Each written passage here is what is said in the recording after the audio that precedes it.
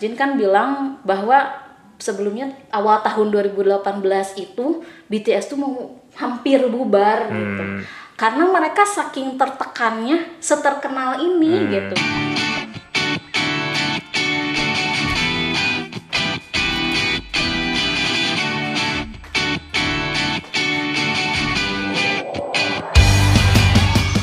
Halo Sobat Fobia, kembali lagi sama kita. Saya Ferry dan ini ada siapa? Boleh dikenalin? Nama saya Sani. Oke. Kali ini kita akan membahas tentang seputar K-pop ya. Oke. Nah, ini kan kebetulan ada sebuah momen kemarin yang kita ketahuin bahwa lagi rame nih yang namanya BTS Meal. Iya, benar banget. Oke. Sebetulnya yang kita bahas di sini bukan tentang apa yang namanya BTS Meal sampai se-euforia kayak gini gitu ya, segila ini gitu. Nah, buat menanggapi buat kalian di sendiri gitu ya. Gimana sih para K-popper terutama kalian menanggapi tentang euforia tentang BTS Meal ini sendiri gitu? Boleh ada yang mau jawab dulu? Sani dulu aja. Kalau aku sih karena aku sebagai ARMY juga gitu ya, tentang BTS Meals ini tuh gimana ya? Mungkin wajar sebenarnya bagi seorang K-popers ingin memiliki hal-hal yang berkaitan dengan idolanya kan gitu. Apalagi menurut aku kenapa kemarin BTS Meals sampai semembludak itu pas orderannya, apalagi dengan ojol, karena gini, BTS sendiri itu juga udah jarang banget kan ke Indonesia, gitu kan. Bahkan mereka baru 2 kali ke Indonesia itu, fan meeting tahun 2015 sama konser Wings Tour tahun 2017. Setelah itu kan gak ada lagi, apalagi kita kalau mau beli merchandise atau apapun itu kan harus langsung kan dari Koreanya, agak mahal juga mungkin. Jadi apalagi BTS itu kan fansnya itu dari usia kecil sampai usia tua kan kebanyakan. Apalagi banyak lagi di Indonesia, jadi mereka pada penasaran dan ingin memiliki setidaknya mungkin merchandise dari walaupun itu gak ada merchandise-nya sih ya, gak ada, itu cuman kayak bungkusannya, tapi itu bagi seorang fans itu ya sangat berharga gitu, apalagi dengan jarang gitu kan. Make sense ya. Jadi kenapa BTS Meal ini sendiri segitu gedenya euforianya tuh karena memang untuk saat ini ya kita tahu sendiri yang namanya pandemi kayak gini kan emang lagi agak sedikit ya nggak usah dijelasin lagi lah ya. Susah. Kalau dari aku sendiri gimana? Kalau terlebih dari ramenya kemarin ya, bisa dilihat sih segitu gedenya berarti impactnya si BTS di Indonesia, terutama di umumnya tuh di K-pop gitu kan. Impactnya tuh gede banget.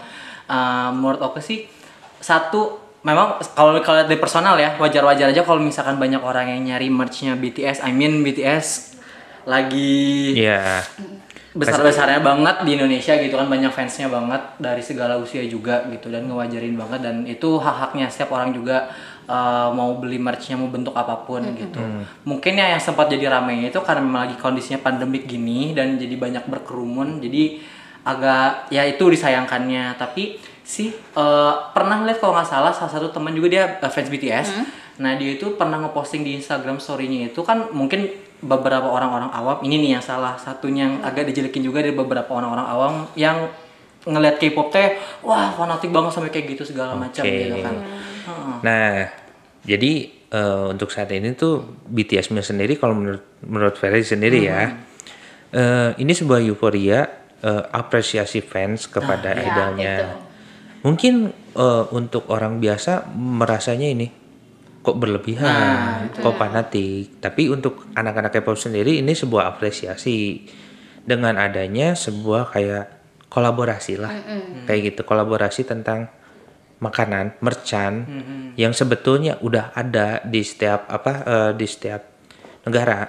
Nah, di setiap negara, apalagi kalau pasarnya bukan untuk fansnya. Nah, kebetulan euforia ini sendiri tuh yang saya lihat, yang Ferry lihat gitu ya, bagus untuk sisi supportnya dari fans ke idol. Cuman masalahnya isu ini tuh sangat sensitif dengan kondisi saat ini. Iya itu.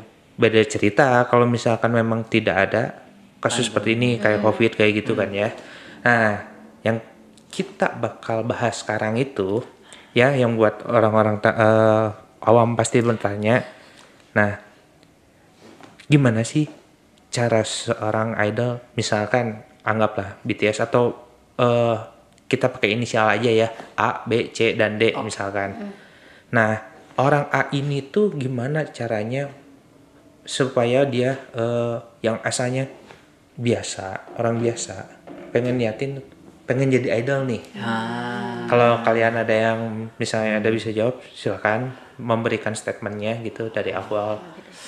Kayak misalkan kenapa sih BTS ini bisa sampai kayak gini gitu? Kan ada perjalanannya tuh. Nah, orang biasa yang nggak tahu pasti bertanya kok berlebihan. Nah, ini kita akan bahas di sini sampai kenapa satu idol bisa dicintai sama fansnya segitunya, tapi perjalanannya itu memang gak gampang gitu. Sok siapa dulu yang mau ngobrol? Siapa dulu? Apa ya kalau misalnya ngebahas dari si idolnya sendiri kayak perjalanannya buat jadi idolnya itu tuh memang gak gampang lah. Emang jadi mau kerja apapun tuh memang gak gampang ya. Terutama jadi idol. Cuma kalau misalnya kita ngomongnya idol Korea, ada banyak proses atau step-step yang harus mereka lakuin dulu sebelum mereka jadi idol. Mungkin udah sering kita dengar lah ya, kayak misalkan mereka harus audisi sana sini, agensi dari yang biasa aja sampai yang model SM, Hype yang sekarang JYP kayak gitu-gitu. Dan audisi pun gak cuman kayak langsung nyanyi, tapi dilihat dulu nih kayak misalkan dia dites kamera segala macam. Terus habis itu juga mereka habis audisi pun prosesnya banyak lagi, ada trainee segala macam. Dan trainee itu tuh nggak kayak cuma sebulan atau 2 bulan, tapi kayak bahkan ada yang sampai bertahun-tahun kan. Sampai ada yang 7 tahun member SNSD. Ada yang kayak gitu juga. Dan kalau nggak salah yang pernah saya dengar juga ada satu trainee yang ngabisin waktu sampai 15 tahun kalau nggak salah. Wow. Tapi ya itu dia perjalanannya kan. Iya, emang bener. Ya, terus ada lagi apa ya paling pun kalau memang mereka lolos audisi ya, seingat Oke tuh mereka nggak akan langsung kayak langsung jadi artis gitu. Mereka di trainee lagi yang tadi bilang kan, di trainee sampai misalkan 5 tahun 7 tahun segala macam. Itu pun mereka lama di trainee itu sejauh yang aku tahu tuh mereka nggak langsung. Jadi mereka ada evaluasi mingguan, evaluasi bulanan. Nanti dilihat selama evaluasi ini tuh mereka ada perkembangan atau enggak. Kalau misalkan nggak ada perkembangan dan memang si agensinya lagi mau ngedebutin grup baru, mungkin mereka bisa kepilih. Tapi kalau misalkan mereka nggak ada perkembangan sama sekali, ya mereka jadi trainee lagi, latihan lagi terus sampai mereka siap buat jadi trainee. Gitu. Dari Sani? Kalau menurut aku sih kenapa gitu ya banyak di Indonesia ini banyak mencintai idol Korea, mungkin karena dilihat dari latar belakang si idol itunya dulu sendiri gitu. Memang ada yang dari berlatar belakang dari keluarga yang sudah berada gitu ya, yang kaya raya, tapi kebanyakan juga dari yang keluarga yang kurang berada kan. Bukan kurang berada. Apa ya? Maksudnya kayak gimana ya? Menengah lah. Ya, menengah lah. Biasa-biasa aja gitu. Biasa-biasa aja. Nah, jadi mungkin itu bisa jadi kayak inspirasi gitu, jadi dari orang biasa menjadi luar biasa lebih gitu. Usahanya mereka semangat buat kerja keras. Tapi bukan berarti di sana itu yang kayak bisa lancar, enggak. Mereka juga sama gitu, sama-sama berjuang gitu. Bahkan ada yang lolos juga, ada yang enggak juga gitu. Terus mereka juga kan pelatihannya juga dalam sehari juga berjam-jam kan, bahkan bisa sampai tidur cuman 2 jam, 3 jam gitu. Jadi mungkin itu kayak menginspirasi anak-anak muda sekarang gitu, bahwa setiap orang tuh punya struggle-nya sendiri gitu. Walaupun kita juga enggak gitu, tapi kan kayak inspirasinya tuh mereka aja bisa melewati masalah-masalah semacam itu gitu. Jadi kita juga harus bisa gitu. Itu sih. Tapi kadang juga kalau misalnya mereka udah debut tuh kadang nggak menjamin mereka langsung kayak naik. Betul. Itu juga. Itu sih. Kadang ada mereka yang harus apa sih disebutnya guerrilla concert. Jadi kayak Iya. mereka promosi lagunya di pinggir jalan kayak ngamen lah. Basking gitu. Kalau dari kalian yang belum ada yang tahu guerrilla konser itu seperti apa, kasarnya kalau di Indonesia itu ngamen. Iya. Ngamen. Bayangin aja, idol Korea tuh ngamen awalnya. ngamen mereka. Mereka Kayak ngamen gitu, di pinggir jalan, di banyak orang-orang kayak gitu Iya. buat Ya, promosi lagunya. dan setahu saya pun mereka ngamen itu istilah guerrilla konser itu ya bukan hanya sekedar ngamen, tapi dia sekedar sama seperti kalau di kita tuh promosi. Iya. Mungkin bedanya kalau di Indonesia promosi langsung ke TV. Iya. Kalau mereka dari bawah dulu. Susah banget. Tapi buat itu masuk tergantung TV. entertainmentnya ya. Iya sih, Tergantung betul. entertainmentnya. Kalau misalkan kebetulan kalau yang pengen tahu di Korea itu entertainmentnya ada apa aja. Kalau untuk di Big Three itu sekarang di 3 besar di Korea itu pertama JYP. Benar kan? JYP, ya. Kedua SM. Dan ketiga sekarang Big Hit. Nah, di bawahnya itu ada kayak YG, ada Low Ladies End, juga. Ladies dan yang lain-lain gitu ya. Nah, jadi sistemnya itu sendiri untuk saat ini yang saya tahu gitu, yang Ferry tahu, pertama audisi. Audisi ini tuh unik-unik. Kadang ada yang kayak gini.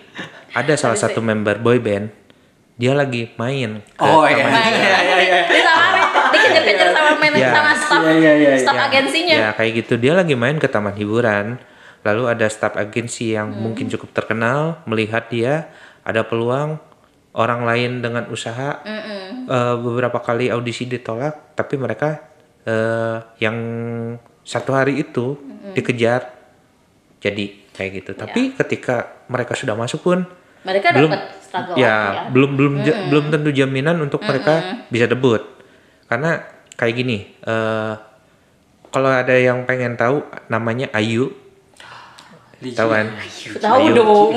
Ya, Ayu itu udah berapa kali ditolak sama agensi besar. Ya, seperti JYP. Kurang lebih 10 kali dia audisi ditolak di mana-mana, termasuk SM dan JYP dan yang lain-lainnya. Tapi alhasil untuk fans Korea pasti tahu struggle-nya Ayu seperti apa. Dari awalnya dari yang cukup dibenci, Iya.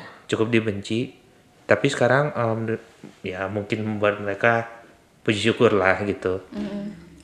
Cukup dikenal, sangat dikenal malah dengan beberapa hits yang sudah dikeluarkan oleh dia. Jadi ada setiap lagu yang oh ini Ayu. Oh ini Ayu. Karena kenapa? Perjuangan jadi seorang idol itu nggak gampang. Sekarang kayak misalkan BTS ya. Masih ingat kan Sunny ini ARMY ya. Iya. Kebetulan Sunny ini ARMY. Ingat gak waktu pertama debutnya BTS seperti apa? Ingat banget itu. 13 Juni 2013. Anyway, kemarin baru anniversary ya. Kan? Kelihatan fansnya. Jadi struggle-nya itu pertama yang benar-benar sensitif banget, BTS itu dikira plagiat. Ya, plagiat salah satu boyband yang sama-sama terkenal juga kan. Dari soalnya dari segi konsep waktu itu kayak anak-anak sekolah gitu kan, kayak pakai kaos, terus sneakers, terus kayak kaos kaki bola gitu kan. Kalau zaman dulu kan 2013 tuh ngehits banget kan.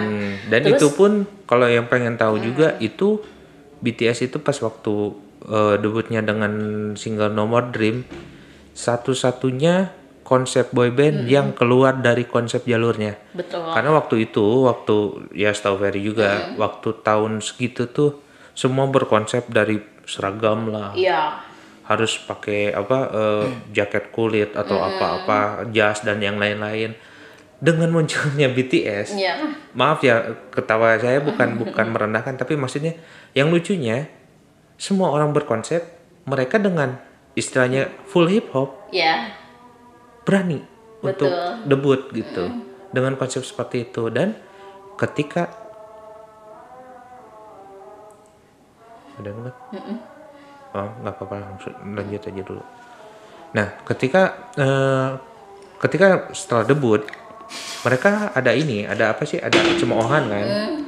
Ini pasti gagal. Konsep apa? Sedangkan orang lain sudah berkonsep dan yang lain-lain. Oke, untuk debut pertama mereka termasuk kalau kata Ferry termasuk sukses. Kenapa bisa disebut sukses? Mereka out of the box. Ya. Terus mereka juga kan waktu tahun 2013 juga sebenarnya banyak dapat penghargaan Rookie of the Year juga kan. Nah, gitu. setelah itu sempat kalau nggak salah tahun 2015 itu ada di titik terendahnya. Betul sekali. Ya, kalau nggak salah ya, 2015 itu ada di titik terendah. Tapi di titik sampai tertinggi. Jangan nangis. Terus kalau nggak salah pas waktu titik baliknya itu di lagu I Need You ya. Yes. Nah, dari situ mulai terkenal dan yang lain-lainnya. First win. Dan itu pun catatannya bukan hanya di BTS saja. Ada di beberapa boyband lain, misalkan contoh di EXO. EXO kan, tahu sendiri kan. Waktu pertama dengan 12 orang yang debut dengan konsep yang agak ribet lah kalau orang yang ngeliat Kayak gitu. super power gitu. Ya, gitu. Jarang banget dipakai. Agak-agak ini kan Exoplanet. ya, agak-agak ini apa boy band kok gini amat gitu, karena kebetulan udah dibagi dua, ada yang versi Mandarin, ada yang versi Korea. Terus belum lagi ketika mereka berjalan baru 2 tahun udah ditinggal membernya. Iya. Terus di tahun ketiga ditinggal membernya lagi. Dan kebetulan memang sebetulnya titik baliknya mereka itu ada di Growl kalau nggak salah. Iya, Growl. Di Growl kan? Growl. Di Growl. Oke. Di Growl kan masih full member Ya, kan? full member. Terus ketika udah OT 9 kalau nggak salah, mereka naik lagi tuh di Monster. Yes. Cukup dikenal di Monster Iya kan? sih. Call Me Baby. Oh, Call Me Baby. Call Me Baby. Ya, Call Me Baby. masih ada tahu kan? Ya. Ah. Ya maksudnya mereka sampai detik sekarang pun itu struggle-nya gila-gilaan Iya. kan? Maksudnya tidak ada idol yang mulus di jalan hidupnya gitu. Kalau misalnya dari kalian pernah ngedengar ya untuk jadi idol itu Tinggal punya tampang doang ya kan? nggak semulus paha SNSD. Aw. Nah, itu benar. Serius itu benar nggak bohong karena Benar, kenapa? benar. Se-struggle-nya idol itu tuh belum ada lagi untuk gangguan mental di sini bukan sakit jiwa atau apa ya, misalkan depresi untuk karena tekanan dari publik. Betul. Anorexia karena diet. Kalau kata siapa Changbin ya kalau nggak salah ya. Changsub. Changsub B2B. Changsub B2B. Oh, waktu ini itu? we are human before product. Jadi Nah. mereka itu manusia sebelum jadi produknya. Iya. Agensi. Jadi maksudnya di sini tuh waktu mereka masih masa trainee, di trainee itu tuh mereka ya masih jadi orang normal Orang karena biasa. belum ada apa-apa, belum ada titel grupnya inilah, Iya. itulah gitu. Tapi ketika mereka sudah debut, nah sudah debut itu mereka adalah misalkan dari B2B ya udah jadi B2B. Nah disitulah maksudnya ada yang tadi ada slogan tadi. Jadi apapun yang B2B lakukan istilahnya gitu ya, jangan B2B lah, misalkan grup A kayak tadi mau pakai inisial lupa ya. Atau enggak itu. grup K-pop dalam bentuk umum lah. Iya. Siapapun Jadi bentuk K-popnya. si grup A ini debut berhasil, banyak fansnya, tapi kebetulan fans di Korea itu lebih royal loh, jangan salah, lebih royal dibanding di Indonesia. Sedikit apapun kesalahannya pasti diincar, apapun sampai mereka kalau kata fans gini, kalau kata fans gitu. Nah, kasarnya gitu ya. Nah, ini juga kita ada yang kelewat. Kita belum ngebahas masalah kan tadi trainee ya, dari trainee. Nah, jadi prosesnya itu gini. Pertama audisi. Audisi ini tuh bisa dalam bentuk apapun. Baik itu dari audisi setiap mingguan maupun audisi di jalanan ataupun audisi tanpa sengaja gitu. Tanpa sengaja itu seperti misalkan ketemu sama idolnya di jalan. Ini Iya. kamu bisa kayak gitu. Ada Cocok juga nih yang- jadi Nih, idol nih kayak cocok. saya kasih kartu nama saya tunggu kamu paling telat 1 minggu. Iya, ada Kasarnya kayak gitu kan ya. Nah, setelah lolos dari agensi audisi itu, masuklah si calon idol ini ke agensi. Dan selama di masa trainee itu masa pelatihan ya. Nah, si masa trainee ini tuh mereka bisa menghabiskan paling cepatnya itu kalau memang mereka berbakat dalam 2 minggu pun udah bisa debut. Iya. Paling lama itu ada yang sampai 15 tahun ya. Nah, selain itu nanti debut nih. Evaluasi dulu. Evaluasi dulu. Ya. Evaluasinya itu ada individual, ada grup. Sebelum individual dan grup itu pun ada per minggunya seperti Iya, apa. Mas. Itu dilihat dari misalnya nih yang Ferry pernah dengar tuh kayak gini. Si proses evaluasinya ini sendiri yang Ferry tahu. Ada salah satu agensi dia ngeevaluasinya dari apa? Pertama nilai raport. Wow, iya betul sih. Pertama nilai Aku raport. pernah dengar itu. Terus kedua attitude. Ya, itu yang Belum penting. lagi bahasanya. Belum lagi skillnya. Jadi untuk menjadi seorang idol itu nggak gampang. Iya. Semua ada pertimbangannya. Kayak misalkan gini, anggaplah yang dari salah satunya si A, si B sekarang tadi A kan ya, sekarang si B. Nanti lah. Nah, Nanti si si B, A. si B ini tuh dia ada di satu agensi besar. Dia awalnya tuh cocok udah masuk via audisi, Ya. udah trainee berapa bulan. Setiap minggunya dia mengikuti evaluasi dengan sebaik-baiknya. Tapi di tengah perjalanannya itu dia agak kesulitan. Nah, harus kalian tahuin gitu, yang harus kalian ketahuin, nggak semuanya yang namanya udah masuk trainee akan jadi line up debut.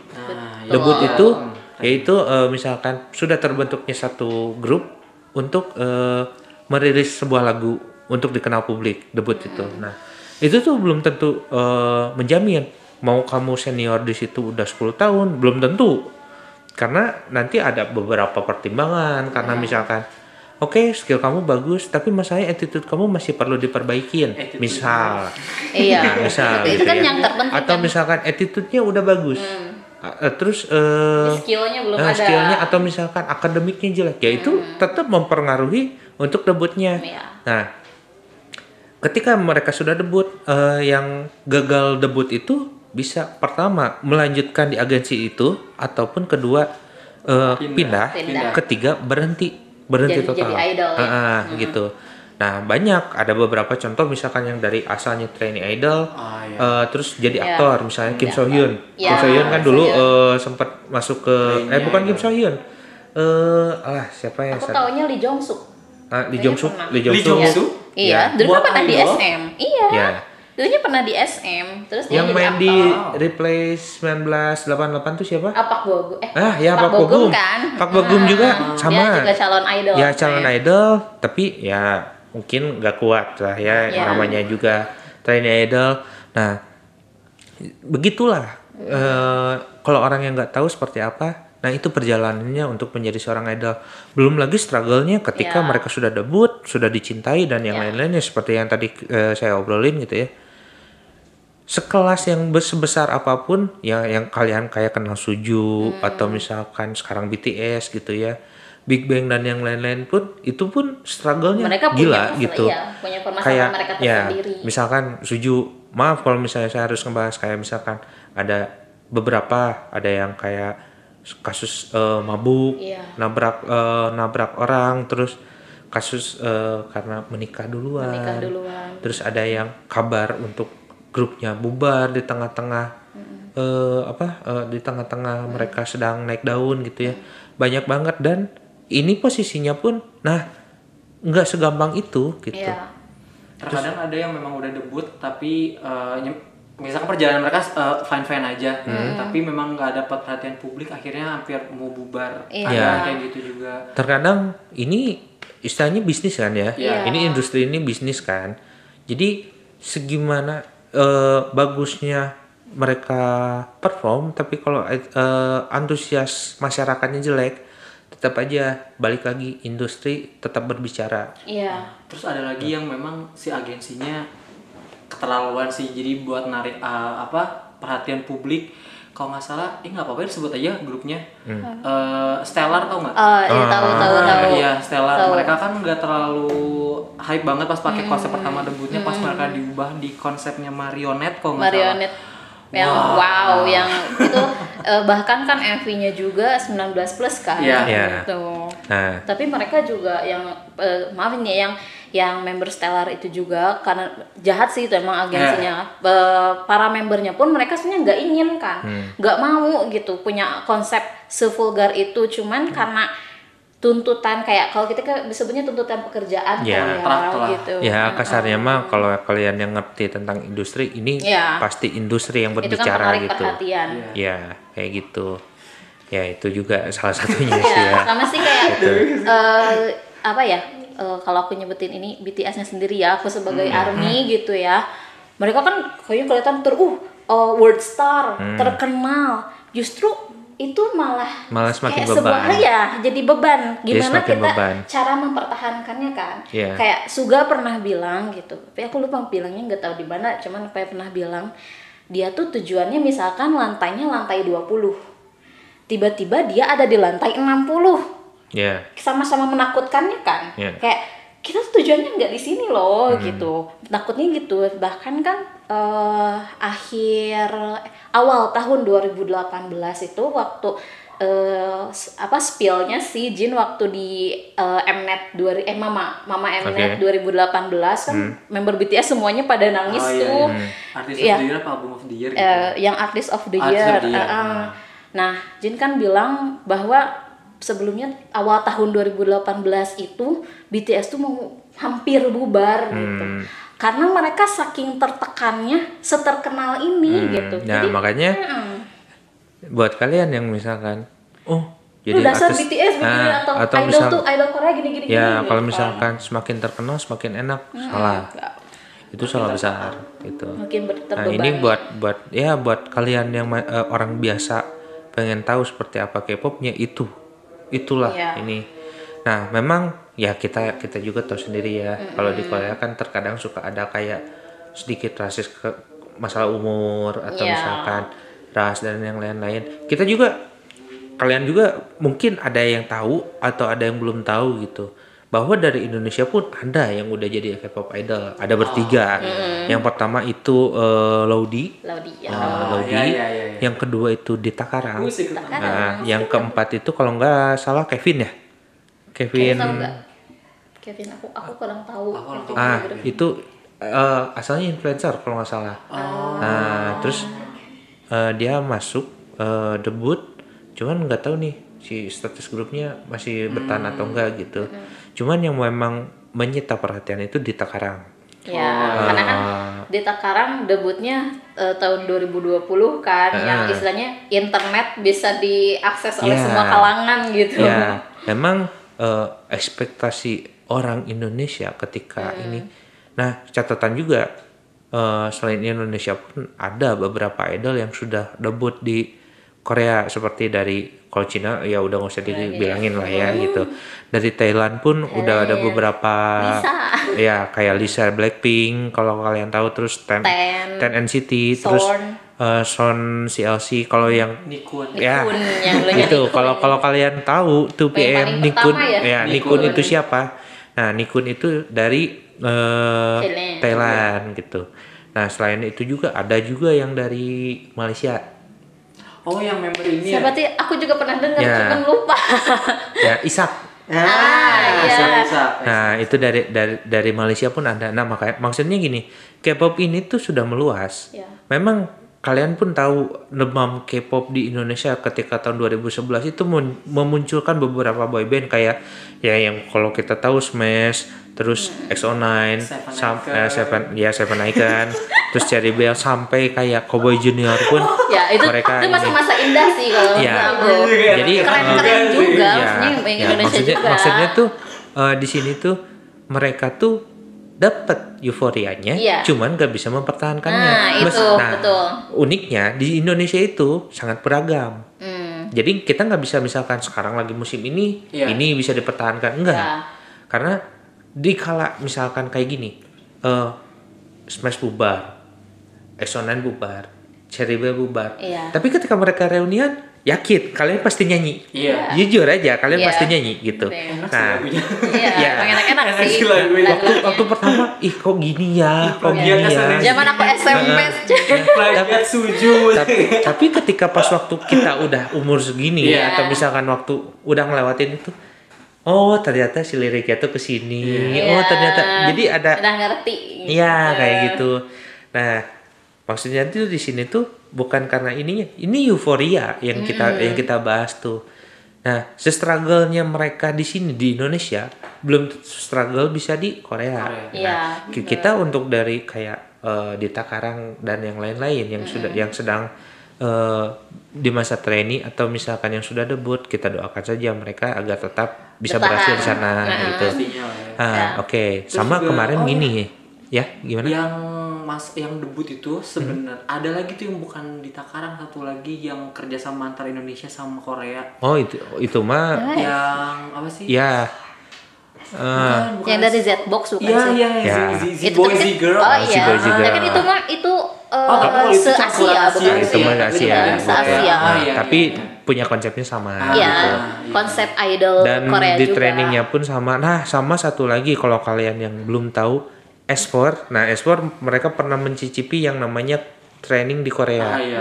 Meskipun ya S4 untuk saat ini sudah bubar dan yang satunya ada salah satu member yang sudah meninggal. Iya. Tapi mereka tetap dikenal gitu siapa S4 gitu untuk beberapa kalangan anak K-popers ya. Ya, Keren aku banget. perjaman dulu. Ya. Nah, SOS. karena kita sudah membahas masalah umur gitu ya. Di sini tuh ada yang namanya kemarin baru keluar nih artikel tentang ageism. Ageism ini tuh seperti seberapa layak sih si idol ini kalau udah tua apakah masih layak menjadi idol? Nah, kayak gitu. Bagaimana tanggapannya dulu dari Oki sama Sani? Fine aja sih. Iya sih. Kalau Maksudnya kalau misalnya si idol itu sendiri masih sanggup dan masih bisa, biasanya suka ada keluar sih. Apalagi kalau memang mereka itu benar-benar berbakat Iya. dan profesional gitu. Mereka juga pasti kayak langsung aja keluar aura idolnya, aura seorang artis lah biasanya. Soalnya kalau yang senior itu biasanya semakin senior itu malah aura artis dan keprofesionalannya itu semakin keluar gitu. Apalagi kemarin kan After School ya, yang benar-benar banget kan. Yeah. Gila itu Kahi kayak dia udah punya berapa anak? 2 anak bukan sih? Anaknya tuh 2 kan? Iya. Anaknya udah 2, tapi badannya kan masih Disingset ya masih body Keren goals banget. gitu, masih body goals. Terus pas dia tampil menjadi center, wow sih gila aura idolnya tuh keren banget gitu. Oke. Sampai kayak dulu kan, kalau sekarang sih masih vakum sih ya. Shinhwa tau kan? Tahu Shinhwa. Shinhwa, tahu. Ya, ya. Nah ya, Shinhwa bahkan tahu kalau nggak salah tahun 2018 apa 2017 gitu. Mereka juga kan sampai konser di KSPO Dome gitu. Berarti kan itu mereka juga masih layak gitu. Bahkan si Dome itu masih penuh gitu sama penggemar mereka gitu. Oke. Jadi kayaknya tuh kalau masalah usia kayaknya nggak ada masalah, maksudnya. Ya, kalau mereka emang mau ya Iya, fine aja. mereka mau gitu. dan apa sih, merekanya juga masih kayak kasarnya kuat gitu buat ngedance segala macam, ya nggak masalah sih. Ketua orang Indonesia juga kalau ditanya usia, udah tua Mas gini aja ya. Usia kan cuma Iya. angka doang gitu Cuman kan. angka ya. Cuma angka doang, umur tuh cuma angka doang. Ya masalah kuat apa enggaknya kita ngerasain sendiri. Iya. Jadi ya nggak Tapi masalah.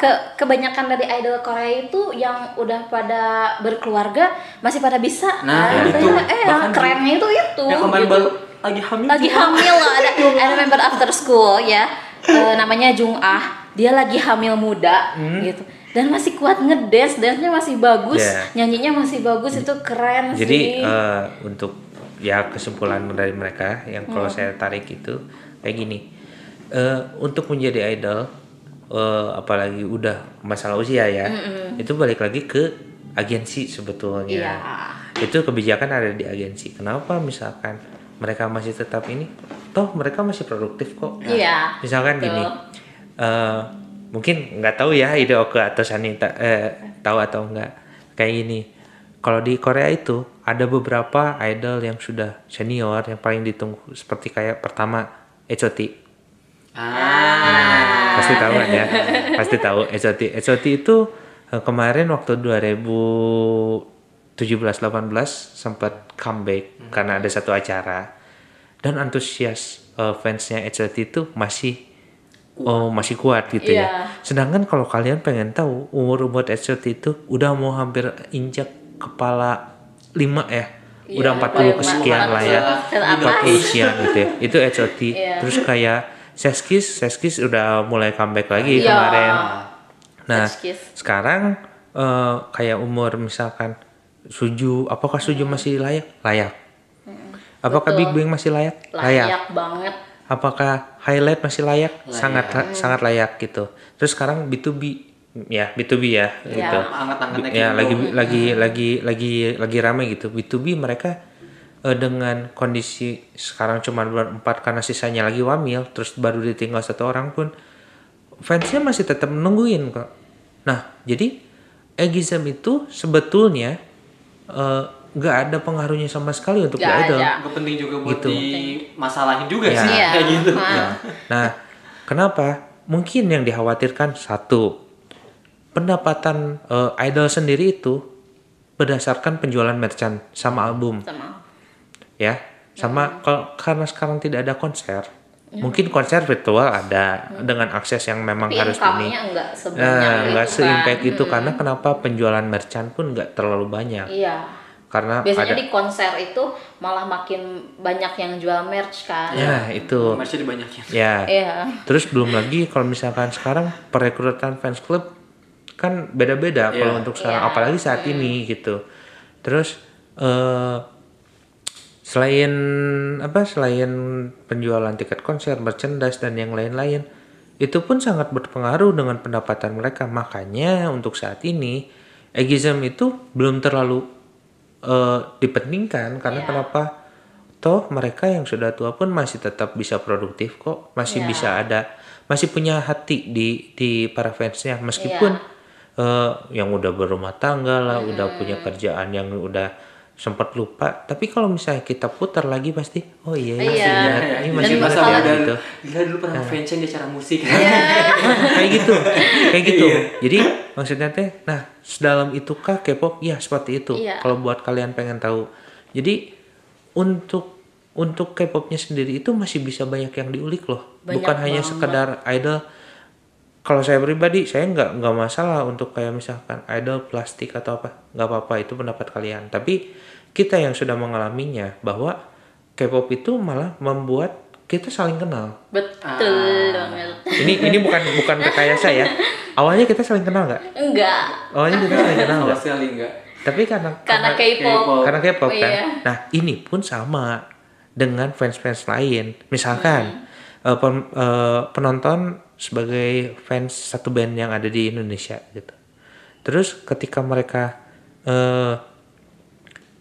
ada konser, kalian datang terus nyanyi bareng-bareng gini. Setelah udah nyanyi bareng-bareng, saling kenalan, jadilah pertemanan. Seperti itu kan. Nah, K-pop pun sama seperti itu. Saling menghargai, tidak ada usia, meskipun perbedaan di Indonesia sama di Korea memang beda jauh cara ngefansnya. Cuman bagi kami yang ada di Indonesia, terutama saya tidak keberatan. Karena kenapa? Karena K-pop inilah yang bikin hidup saya berubah. Kayak gitu. Kalau saya pribadi juga kayak gitu sih kan ya. Jadi dengan K-pop ini ibaratnya kalau hiperbolanya gitu. Hiperbolanya tuh hidupku menjadi lebih berwarna gitu. Jadi misal nih apalagi aku yang udah bekerja gitu ya, Senin sampai Sabtu kerja gitu. Kayak udah mumet banget gitu. Aku butuh hiburan gitu. Aku butuh yang segar-segar gitu kan.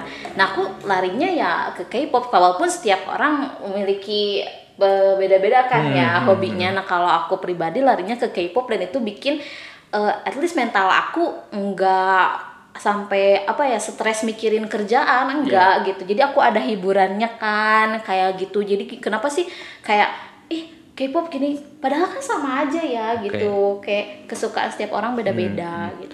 Kalau dari Oke sendiri gimana? Sama sih. Sama aja. Karena maksudnya gini, sekarang juga sebel juga sama orang-orang yang di luar sana, entah itu sering nemu di Twitter atau Instagram bilang kenapa sih, atau kau sendiri misalkan yang bilang kayak kenapa suka K-pop segala macam. Ya karena memang sesuai sama taste-nya. Yes. Mau gimana lagi, sekarang contohnya kayak gini lah. di luar sana mungkin ada fansnya kayak Avenged Sevenfold, Green Day, Katy Perry kayak gitu kan. Ini contoh ya, contoh. Contoh doang, contoh. Bukan berarti ngatain kalian, enggak Nggak. dong. Guys, nah, kayak gitu. Terus misalkan ditanya kenapa suka Katy Perry? Ya lagunya emang sesuai sama minatnya kita, terus gimana lagi? Nah, kita ibarat gini kayak sama gitu, ya. K-pop sama juga. Cuma entah kenapa kalau orang tuh, kenapa sih suka K-pop, kan cowoknya bermake up gitu. Nah, Kece itu. gitu kayak. Oke, Maksudnya kayak gitu, sebenarnya segitu aja gitu. Kenapa? Padahal ya buat perawatan diri mah masing-masing, uang-uang sendiri. Yeah. Emosi. Ya, intinya sih kayak apa ya? Jangan saling ngejudge juga, karena kan misalkan ada orang awam gitu, orang awam yang bilang, kenapa sih suka K-pop sampai segitunya? Menurut aku sih kan kesenangan setiap orang beda-beda kan. Setiap orang itu pasti ingin bahagia kan. Kalau misalkan emang cara bahagianya dengan seperti itu ya nggak masalah gitu. Justru aku lebih bersyukur ngelihat orang yang bahagia Oke, gitu. siap. Sama kayak gini lah, kalian makan bubur diaduk atau enggak? Nah, Itu udah aku tim diaduk. diaduk. Aku tim diaduk. Terus masukin sereal susu dulu tuh serealnya. Nah. Sereal Aku mah dulu. sereal dulu. Kalian cocok ya? Sereal dulu, kita sereal Kalian dulu. cocok ya? Karena kalau misalkan di sini ada yang masukin susu dulu, psikopat. Oke. Ya kurang Ya, lebih kayak itu. gitu. Kurang lebih kayak gitu. Oke, paling cukup sekian untuk obrolan hari ini. Kalau misalkan kalian ada yang mau request untuk tema apa berikutnya, silakan komen di bawah. Pokoknya jangan lupa di like, di komen, sama di subscribe. Jangan lupa juga diaktifin notifikasinya. Oke, selamat malam. Sampai berjumpa lagi. Dadah.